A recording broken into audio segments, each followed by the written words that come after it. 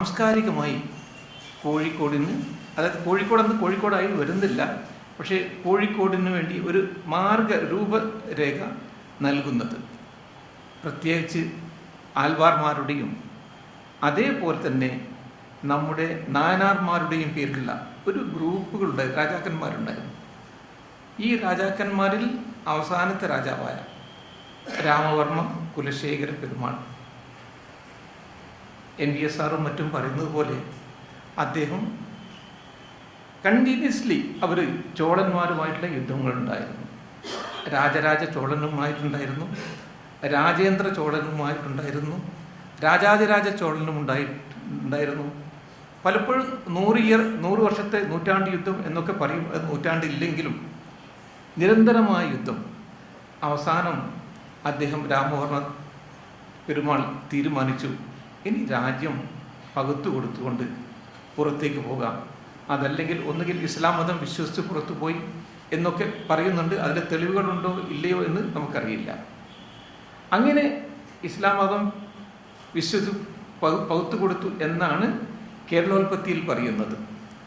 ഏതായാലും പോകുന്നതിന് മുമ്പ് അദ്ദേഹത്തെ സഹായിച്ച, ഏറ്റവും അധികം സഹായിച്ച നെടിയിരുപ്പ് സ്വരൂപമുണ്ടായിരുന്നു. അദ്ദേഹത്തിന് രാജ്യത്തിൻ്റെ, അതായത് കോഴിക്കോടിൻ്റെ ഒരു ഭാഗം കൊടുത്തു. അന്ന് കോഴിക്കോടിൻ്റെ ഈ ഭാഗം ഭരിച്ചിരുന്നത് പൊർലാതിരി രാജാക്കന്മാരായിരുന്നു. നെടിയിരുപ്പ് സ്വരൂപം നെടിയിരുപ്പിലായിരുന്നു, അത് ഇന്നത്തെ കൊണ്ടോട്ടിക്കടുത്ത്. അവിടെ ഒരു കോവിലകവും ഉണ്ടായിരുന്നു, കോവിലകവും ഒരു ശിവക്ഷേത്രവും. അപ്പോൾ നമുക്ക് ആദ്യമായി നോക്കേണ്ടത്, ഒരു ആർക്കിയോളജിസ്റ്റ് എന്ന നിലക്ക് ഈ കോവിലകം എവിടെയായിരുന്നു? നമ്പർ 1, ഈ കോവിലകത്തിൻ്റെ വല്ല ഭാഗങ്ങളും ഇന്ന് ബാക്കിയുണ്ടോ? നമ്പർ 2. നമ്പർ 3, ഈ ശിവക്ഷേത്രം എവിടെയാണ്? ഇന്നും ഞാൻ മനസ്സിലാക്കുന്നത് ഈ ക്ഷേത്രത്തിൻ്റെ പല ഭാഗങ്ങളും അതിൻ്റെ ഓണർഷിപ്പ് ഒരുപക്ഷെ സാമൂതിരി രാജാക്കന്മാരുടെ കയ്യിൽ ആണെന്നാണ് പല ആളുകളും പറയുന്നുള്ളത്. എനിക്കറിയില്ല. ആണെങ്കിലും അല്ലെങ്കിലും അതെന്തെങ്കിലും ആയിക്കോട്ടെ, നമുക്ക് ഒന്ന് അവിടെ പോയി എക്സ്പ്ലോറേഷൻസ് നടത്തി ഈ സ്ഥലങ്ങൾ, 2 സ്ഥലം, ഒന്ന് കോവിലകവും 2 ശിവക്ഷേത്രവും എവിടെയാണ് എന്നുള്ളത് കണക്കാക്കണം. അത് ഡോക്യുമെൻ്റ് ചെയ്യണം.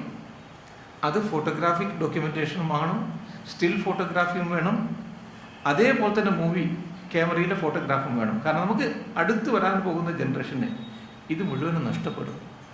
അതിനു മുമ്പായി ഈ കാര്യങ്ങൾ ഭംഗിയായി ചെയ്യേണ്ട ഉത്തരവാദിത്വം നമുക്കും നമ്മുടെ കാലിക്കറ്റ് ഹെറിറ്റേജ് ഫോറത്തിനുമുണ്ട്.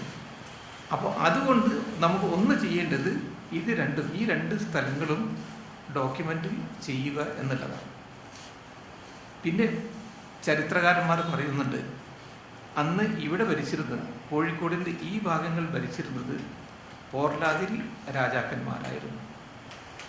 പോർലാതിരി രാജാക്കന്മാരാണെങ്കിൽ അവരുടെ തലസ്ഥാനം എന്ന് പറയാൻ വലിയ കെട്ടിടങ്ങളൊന്നുമില്ല, നഗരം എവിടെയായിരുന്നു?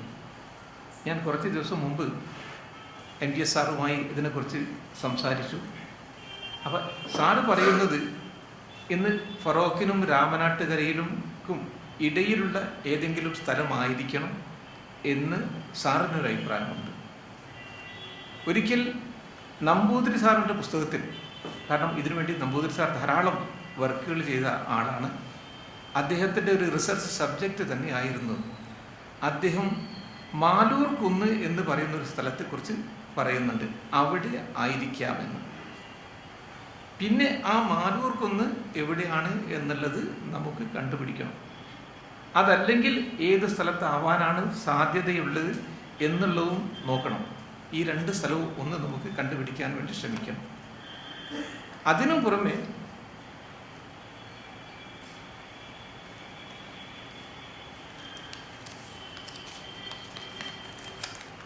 മൂന്നാമത്, സാമൂതിരി ഈ സ്ഥലങ്ങൾ മുഴുവനും പൊർലാതിരിയിൽ നിന്നും വെട്ടിപ്പിടിച്ചു.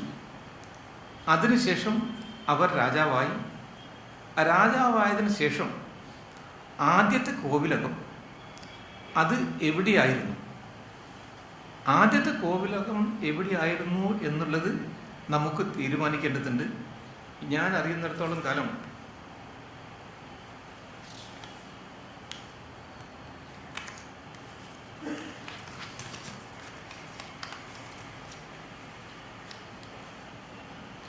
ആദ്യമായി കോട്ട കെട്ടിയ സ്ഥലത്തിന് വേളാപുരം എന്നാണ് പറയുന്നത്. എവിടെയാണ് ഈ വേളാപുരം? ഒരുപക്ഷെ വെള്ളയിലായിരിക്കാം. വേളാപുരം ഒരുപക്ഷെ വെള്ളയായിരിക്കാം, അതല്ലെങ്കിൽ വളപ്പിലായിരിക്കാം. വളപ്പിൽ എന്ന് പറയുന്ന സ്ഥലത്ത് ഇതൊക്കെ നമുക്ക് ഡിസ്കസ് ചെയ്യാൻ കഴിയുന്നതേ ഉള്ളൂ. എല്ലാവരും ഇരുന്ന് ഡിസ്കസ് ചെയ്യണം. എങ്കിൽ മാത്രമേ ഈ പ്രശ്നങ്ങളിൽ പലതിനും ഒരതിർത്തി വരെ നമുക്ക് പരിഹാരം കണ്ടുപിടിക്കാൻ കഴിയും. അപ്പോൾ നമ്മുടെ ആദ്യത്തെ പ്രശ്നം, ഈ ആദ്യത്തെ കോഴിക്കോടിൻ്റെ ക്യാപിറ്റൽ ഈ വേളാപുരം എവിടെയാണ്? വെള്ളയിലാണോ അല്ലെങ്കിൽ വളപ്പിലാണോ? ഇത് രണ്ടുമല്ലെങ്കിൽ മറ്റേതെങ്കിലും സ്ഥലമുണ്ടോ? ഇനി ഉണ്ടെങ്കിൽ ഈ എല്ലാ സ്ഥലത്തും പോയി ഒന്ന് എക്സ്പ്ലോറേഷൻസ് നടത്തിയാൽ നമുക്ക് പല കാര്യങ്ങളും മനസ്സിലാക്കാൻ കഴിയും. ഞാനിപ്പോൾ പ്രൊഫസർ കുട്ടിസാറുമായി സംസാരിക്കുകയായിരുന്നു. അവർക്കൊരു വലിയൊരു ഓർഗനൈസേഷൻസ് ഉണ്ട്, നിയാസ് എന്ന് പറയുന്നൊരു വലിയ ഓർഗനൈസേഷൻസ് ഉണ്ട്. അപ്പോൾ അത് ഭൂമിക്കടിയിലുള്ള പല കാര്യങ്ങളും കണ്ടുപിടിക്കുന്നതിനുള്ള മോഡേൺ ടെക്നോളജി ഇന്ന് നമ്മുടെ കയ്യിലുണ്ട്. അപ്പോൾ പണ്ട് ഞങ്ങളൊക്കെ ചെയ്യാറുള്ളത് പോലെ ആ സ്ഥലത്ത് പോയി കണ്ടുപിടിക്കാൻ വേണ്ടി എല്ലാം എക്സ്കവേറ്റ് ചെയ്യേണ്ട കാര്യമില്ല. നോൺ ഇൻവാസീവ് ടെക്നോളജി ഇന്ന് നമ്മുടെ കയ്യിലുണ്ട്. അതിന് പല ഓർഗനൈസേഷൻസും നമ്മെ സപ്പോർട്ട് ചെയ്യാനും തയ്യാറാണ്. അപ്പോൾ അതുകൊണ്ട് ഈ മോഡേൺ ടെക്നോളജി ഉപയോഗിച്ചുകൊണ്ട്, നോൺ ഇൻവാസീവ് ടെക്നോളജി ഉപയോഗിച്ചുകൊണ്ട് എക്സ്കവേറ്റ് ചെയ്യാതെ തന്നെ ഈ വേളാപുരത്തും വളപ്പിലും, അതല്ലെങ്കിൽ നിങ്ങൾക്കാർക്കെങ്കിലും അഭിപ്രായങ്ങളുണ്ടെങ്കിൽ മറ്റു സ്ഥലങ്ങളിലും നാം എക്സ്കവേറ്റ് ചെയ്യാൻ, അതല്ലെങ്കിൽ എക്സ്കവേറ്റ് ചെയ്യാതെ തന്നെ നോൺ ഇൻവാസീവ് ടെക്നോളജി ഉപയോഗിച്ചുകൊണ്ടുള്ള പരിപാടി സംഘടിപ്പിക്കാൻ തയ്യാറായാൽ ഒരു പരിധിവരെ പല പ്രശ്നങ്ങൾക്കും നമുക്ക് പരിഹാരം കാണാൻ കഴിയും. ഉറപ്പായാൽ അവിടെ രണ്ടാമത് എക്സ്കവേറ്റ് ചെയ്യുകയും ചെയ്യാം. ഇതിനപ്പുറമായി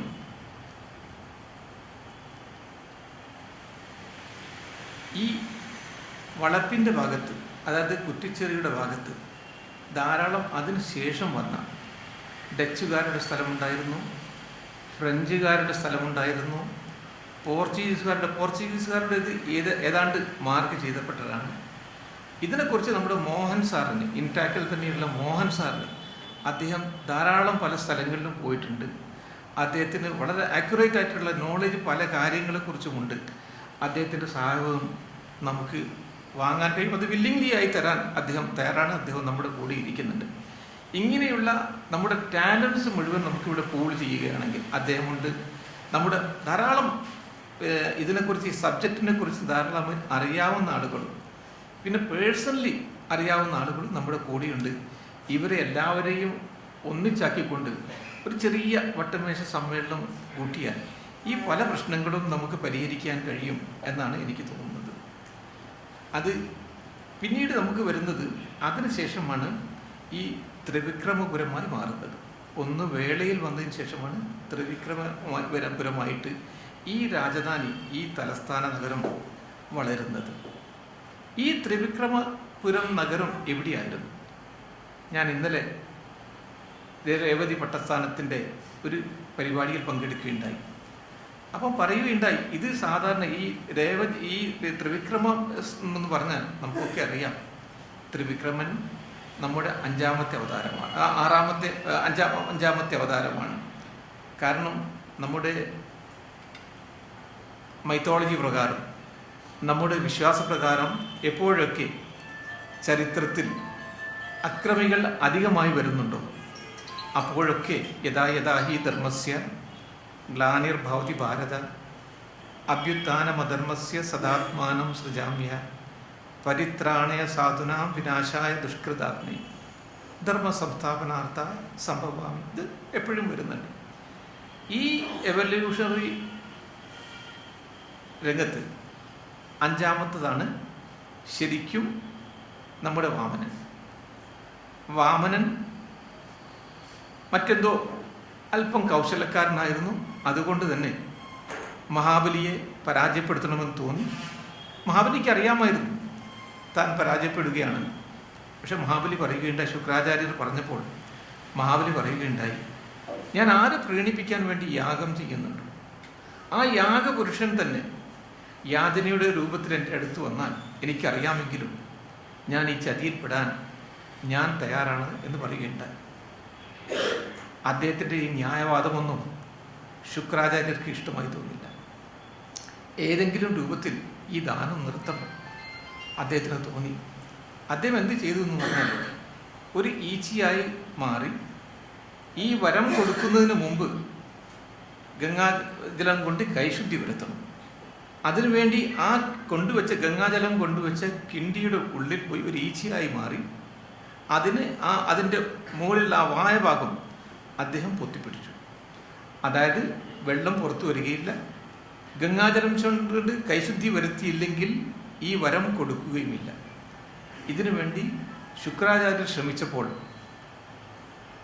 വിഷ്ണുവിൻ്റെ വാഹനമായ ഗരുഡന് കാര്യം മനസ്സിലായി.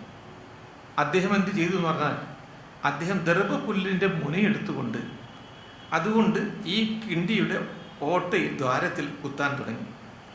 അത് പോയി നേരെ തറച്ചത് ഈ ശുക്രാചാര്യരുടെ കണ്ണുകളിലാണ്. രക്തം ധാരധാരയായി ഒഴുകുന്നുണ്ട്. അത് പൊത്തിപ്പിടിച്ച് ഒരു മൂലയിലിരുന്ന് ഇതിനെക്കുറിച്ച് തൻ്റെ തൻ്റെ ദുർഭാഗ്യത്തെക്കുറിച്ച് ആലോചിക്കുന്ന ഈ ശുക്രാചാര്യരുടെ ചിത്രം നമ്മുടെ ശുചീന്ദ്രം ക്ഷേത്രത്തിൽ മാത്രമേ ഉള്ളൂ, മറ്റൊരു ക്ഷേത്രത്തിലുമില്ല. അവിടെ മാത്രം ഇത് വളരെ ഭംഗിയായിട്ട് കൊത്തിവെക്കുന്നുണ്ട്. ഇനി എപ്പോഴെങ്കിലും ശുചീന്ദ്രത്തിൽ പോയാൽ, ക്ഷേത്രത്തിൽ പോകുമ്പോൾ ഈ കാര്യങ്ങൾ അത് അവിടെ ഉണ്ടോ, അദ്ദേഹം കൊത്തിപ്പിടിച്ച് കരയുന്ന രംഗമുണ്ടോ എന്ന് നോക്കണം. അപ്പോൾ ഇങ്ങനെയുള്ള ഇദ്ദേഹം കൗശലക്കാരൻ, അദ്ദേഹം അളക്കാൻ വേണ്ടി അദ്ദേഹത്തിൻ്റെ കാൽ പുറത്തെടുത്തപ്പോൾ ആദ്യം ഒന്നളന്നു, രണ്ടളന്നു, മൂന്നാമത്തെ അളവിൽ അത് ആകാശഗംഗയിൽ തട്ടി. അതിൽ നിന്നാണ് ഗംഗാനദി ഒഴുകുന്നത് എന്നാണ് നമ്മുടെ വിശ്വാസവും നമ്മുടെ മൈത്തോളജി, അതെന്തെങ്കിലും ആവട്ടെ. അപ്പം ഇദ്ദേഹം നമ്മുടെ മഹാബലി 5ാമത്തെ അവതാരത്തിൻ്റെ കാലത്താണ് ജീവിക്കുന്നത്. അത് ത്രിവിക്രമപുരം എന്ന് ഈ സ്ഥലങ്ങൾക്ക് പേര് കൊടുക്കാനുള്ള കാരണം, ഇവർ അല്പം, അതായത് സാമൂതിരിമാർ വെറും രാജാക്കന്മാരല്ല, വളരെ കൗശലക്കാരായ രാജാക്കന്മാരാണ് എന്ന് കാണിക്കാൻ വേണ്ടിയാണ്. മാത്രമല്ല, ത്രിവിക്രമപുരമുള്ള എന്ന പേരുള്ള സ്ഥലങ്ങൾ പോയി നോക്കിയാൽ പലപ്പോഴും കാണാൻ പറ്റും, അവിടെ താന്ത്രികമായി പ്രാധാന്യമുള്ള സ്ഥലങ്ങളായിരിക്കും. താന്ത്രികമായി പ്രാധാന്യമുള്ള സ്ഥലങ്ങളാണെങ്കിൽ പലപ്പോഴും പല നിയമങ്ങളെയും അവർക്ക് തെറ്റിക്കാൻ കഴിയും. അവ താന്ത്രികമായി പ്രാധാന്യം ഉണ്ടാവുക. 2, കുറച്ച് കൗശലക്കാരാവുക. കൗശലക്കാരാവുക എന്ന് പറഞ്ഞാൽ സാധാരണ സമർത്ഥന്മാരായാൽ മാത്രം പോരാ, അല്പം കൗശലവും കൂടി വേണം. ഈ കൗശലവും കൂടി നമ്മുടെ സാമൂതിരിമാർക്ക് കാണിക്കാൻ കഴിയും. ഇവിടെ ചെറിയൊരു ക്രമപ്രശ്നമുണ്ട്. നമ്മുടെ വാമനൻ, അതായത് മഹാബലി, ഒരു വലിയ സംസ്കൃതമായ രാഷ്ട്രമാണ് അദ്ദേഹത്തിൻ്റെ കയ്യിലുണ്ടായിരുന്നത്. പക്ഷേ ഇനി വരുന്ന, അതായത് അടുത്ത അവതാരം ആരാണ്? അദ്ദേഹമാണ് പരശുരാമൻ. പരശുരാമനാണ് കേരളം ഉണ്ടാക്കിയത് എന്ന മറ്റൊരു ഐതിഹ്യത്തിൽ വിശ്വസിക്കേണ്ട ആവശ്യമില്ല. അതൊരു ടെക്ടോണിക് മൂവ്മെൻ്റ് ആയിരിക്കും. ഒരു ടെക്ടോണിക് മൂവ്മെൻറ്റ് വന്നപ്പോൾ കര പുറത്തേക്ക് വന്നു, ആ ടെക്ടോണിക് മൂവ്മെൻറ്റിൻ്റെ കഥയായിരിക്കും. പക്ഷേ ഇവിടെയുള്ള ചെറിയ ക്രമപ്രശ്നം, ആദ്യം പരശുരാമനെ സൃഷ്ടിച്ചതിന് ശേഷമല്ലേ ഒരു സമ്പന്ന രാഷ്ട്രമായ സ്ഥലത്ത് മഹാബലിക്ക് ഭരണം നടത്താൻ പറ്റും എന്നൊരു ചെറിയൊരു ക്രമപ്രശ്നമുണ്ട്. അത് ചോദിച്ചപ്പോൾ ഞാൻ ചിലരോട് ചോദിച്ചപ്പോൾ അവരൊക്കെ പറയുകയുണ്ടായി, ഈ പരശുരാമൻ എന്ന് പറഞ്ഞാൽ അദ്ദേഹം ഒരു കാലത്ത് മാത്രമല്ല, അദ്ദേഹം എല്ലാ കാലത്തും ഉണ്ടാകുന്ന ആളാണ്, അദ്ദേഹം ചിരഞ്ജീവിയാണ് എന്നാണ് ചിലരുടെ വാദം. അപ്പം നമുക്ക് അവിടെ എന്തായാലും നമ്മുടെ പ്രശ്നം ഒന്ന് വേളപുരം നിശ്ചയിക്കണം നമുക്ക്, രണ്ടാമത്തത് ഈ ത്രിവിക്രമപുരം അത് എവിടെയാണ് എന്നുള്ളത് നിശ്ചയിക്കണം. ഞാൻ കഴിഞ്ഞ 2 ദിവസം മുമ്പ് വീണ്ടും പ്രൊഫസർ MPS സാറുടെ അടുത്ത് പോയി ഇതിനെക്കുറിച്ച് അന്വേഷിച്ചു. അപ്പോൾ സാറും അതേപോലെ ഇതിനെക്കുറിച്ച് അറിയാവുന്ന മോഹൻ സാറ്, ബാക്കിയുള്ള എൻ്റെ വേറെ 1-2 സുഹൃത്തുക്കളുണ്ട്. അവരൊക്കെ പറയുന്നത് ഇത് ഒന്ന് ഇന്ന് നമ്മുടെ LIC ബിൽഡിംഗ് ഉള്ള, അതായത് പണ്ട് ഹജൂർ കച്ചേരി ആയിരുന്നു അവിടെ, ഒന്ന് അതായത് മാനാഞ്ചേരിയുടെ വടക്കേ ഭാഗം, ഒന്ന് അവിടെയാകാം. അതേപോലെ അതിൻ്റെ എക്സ്റ്റൻഷൻ നമ്മുടെ കോട്ടപ്പുറം ആശുപത്രി, അതായത് നമ്മുടെ പാളയത്തിലെ കോട്ടപ്പുറം ആശുപത്രി വരെ നീണ്ടു കിടക്കാം എന്നാണ് അവർ പറയുന്നത്. അതിനും നമുക്ക് ഈ നോൺ ഇൻവാസീവ് ടെക്നോളജി, നമുക്ക് ഡിസ്റ്റൻറ്റ് മെഷർമെൻറ്റിലൂടെ കാര്യങ്ങൾ കാണുന്ന ഈ ടെക്നോളജി ഉപയോഗിച്ചുകൊണ്ട് ഒന്നും എക്സ്കവേറ്റ് ചെയ്യാതെ തന്നെ ഇത് കണ്ടുപിടിക്കാൻ കഴിയും. അതോടൊപ്പം തന്നെ വേണം എന്ന് തോന്നുകയാണെങ്കിൽ 1-2 സ്ഥലത്ത് എക്സ്കവേറ്റ് ചെയ്യുകയും അത് പുറത്തെടുക്കുകയും അത് വളരെ ഭംഗിയായിട്ട് സംരക്ഷിക്കുകയും വേണം. കാരണം പുറത്തുനിന്ന് ഒരാൾ വരികയാണെങ്കിൽ ഇന്ന് നമ്മുടെ ഭാഗത്ത് നമുക്ക് എന്താണ് കാണിക്കാനുള്ളത്? നമ്മൾ തലശ്ശേരിയിൽ പോവുകയാണ്, അവിടെ കാണിക്കാനുണ്ട്. കണ്ണൂർ പോവുകയാണെങ്കിൽ അവിടെ കാണിക്കാനുണ്ട്, അവിടെ കോട്ടയുണ്ട്. കൊച്ചിയിൽ പോവുകയാണെങ്കിൽ, തൃശ്ശൂരിൽ പോവുകയാണെങ്കിലും ഉണ്ട്. അതേപോലെ തന്നെ ഇവിടെ പോവുകയാണെങ്കിൽ തലസ്ഥാന നഗരിയിൽ തിരുവനന്തപുരത്ത് പോവുകയാണെങ്കിൽ അവരുടെ കയ്യിൽ ധാരാളമുണ്ട്. നമുക്ക് എന്താണുള്ളത്? അതില്ലാത്തത് കൊണ്ട് ഈ സ്ഥലങ്ങൾ മുഴുവനും ഏതാണ്ട് പ്രധാനപ്പെട്ട സ്ഥലങ്ങൾ ഒന്ന് എക്സ്കവേറ്റ് ചെയ്തെടുക്കേണ്ടതുണ്ട്. അപ്പോൾ ഒന്ന് ഈ തീരുമാനം ഇതെവിടെയൊക്കെ ആയിരിക്കണം എന്നുള്ളതിനെ കുറിച്ചുള്ള തീരുമാനം. പിന്നെ ഞാൻ നേരത്തെ പറഞ്ഞു, അദ്ദേഹം വെറും സമർത്ഥൻ മാത്രമായിരുന്നില്ല, സാമൂതിരിമാൻ അല്പം കൗശലക്കാർ കൂടിയായിരുന്നു. അപ്പോൾ ആ കൗശലക്കാർ കൂടിയാകുമ്പോൾ കോഴിക്കോട് മറ്റെല്ലാ കാര്യങ്ങളുമുണ്ട്. പക്ഷെ വാണിജ്യം വളരെയധികം പ്രധാനമാണ്. ഈ വാണിജ്യം വളർത്താൻ എന്ത് ചെയ്യണം? അന്നത്തെ വാണിജ്യ പ്രമുഖന്മാർ ഒന്ന് ചൈനക്കാരാണ്. ചൈനക്കാർ അതിനു മുമ്പേ കേരളത്തിൽ വരുന്നുണ്ട്. അത് കൊല്ലത്ത് പോകുന്നുണ്ട്, മറ്റ് പല സ്ഥലത്തും അവർ പോയിട്ടുണ്ട്. പക്ഷെ അവർ കൂട്ടത്തോടു കൂടി ഇങ്ങോട്ട് കോഴിക്കോട്ടേക്ക് ആകർഷിക്കണം. അതിനെന്ത് ചെയ്യണം?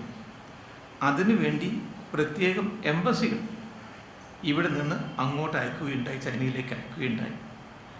അതിനുശേഷമാണ് ചെങ്ഹോ, അതേപോലെ മാഹ്വാൻ പോലുള്ള ആളുകൾ വലിയ വലിയ വലിയ വലിയ ജങ്കുകളുമായി, വലിയ വലിയ കപ്പലുകളുമായി, അതിൽ ഓരോ കപ്പലുകളിലും ഇതിനെക്കുറിച്ച് വ്യക്തമായി മാർക്കോ പോളോയും അതേപോലെ ഇബ്നു ബത്തൂത്തയും പറയുന്നുണ്ട്.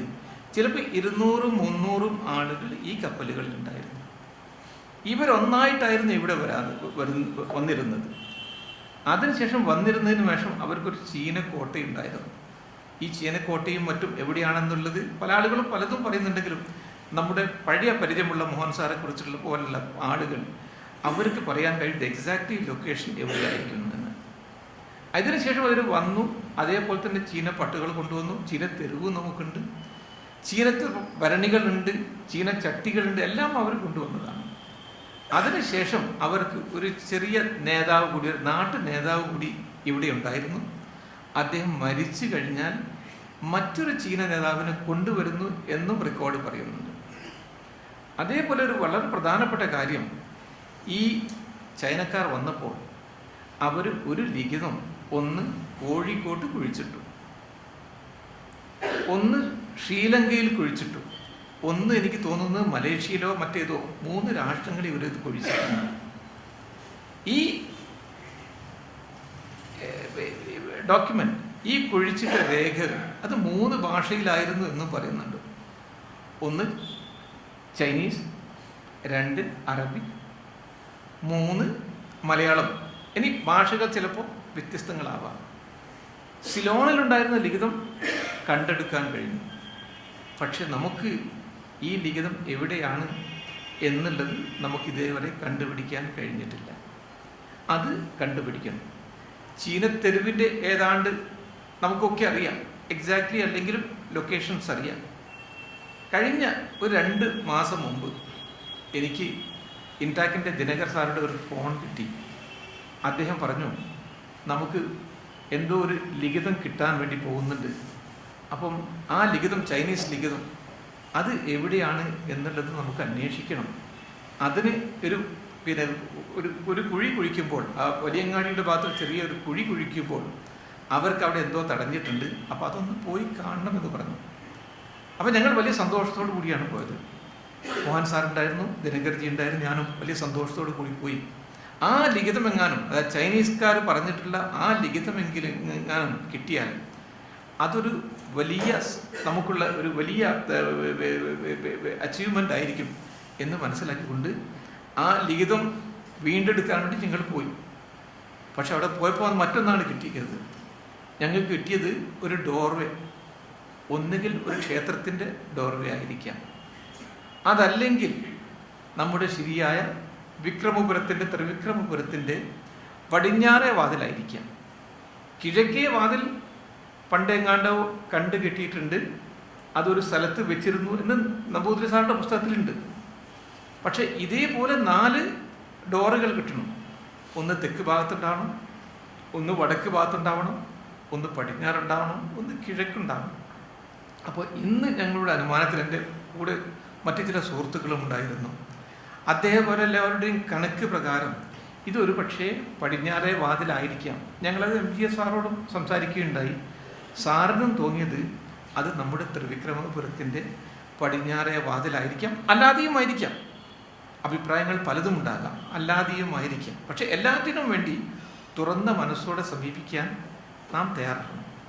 അപ്പോൾ ഈ ചൈനീസ് സ്ട്രീറ്റിൻ്റെ ഏതാണ്ട് നമുക്ക് ലൊക്കേഷൻ അറിയാം. പക്ഷെ ഇനി നമുക്ക് വേണ്ടത് ആ ലിഖിതമാണ് വേണ്ടത്. ചീന കോട്ടയുണ്ടായിരുന്നു, ആ ചീന കോട്ട എവിടെ, അത് കണ്ടുപിടിക്കണം. ഇങ്ങനെ ധാരാളം ക്വസ്റ്റ്യനുകൾ ആർക്കിയോളജിക്കലായിട്ട് പോകുമ്പോൾ നമ്മുടെ മുമ്പിലുണ്ട്. ഇനിയുള്ളത്